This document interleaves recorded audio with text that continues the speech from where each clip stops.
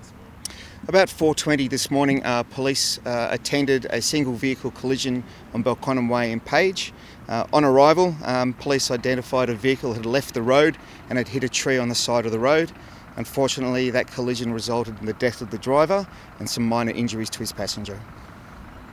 At that hour of the morning, you've got street lighting, it's dark, it's slightly off the road, so there are a lot of shadows.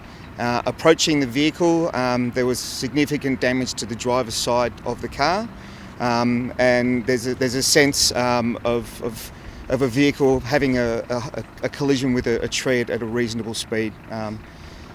Unfortunately, the driver, the injuries that he sustained, he died at the scene.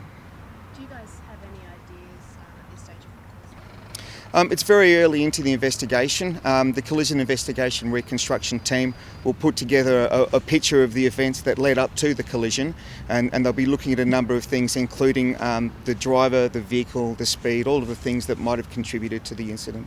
Has there been any information as to the driver, where he's from, also the update on the passenger that was injured? So at this point in time, I've only got limited details I can give you in relation to the driver. He was a male and he is an ACT resident, and the passenger's a young lady. I don't have any further details, I'm afraid.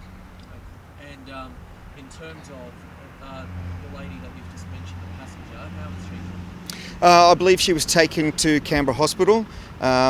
She has sustained some minor injuries, but I've been advised they're not life-threatening, so she's very lucky.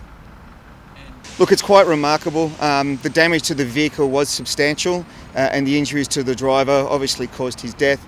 To be in the same vehicle and to have come out of it with relatively minor injuries is quite remarkable. She's very lucky. I don't know.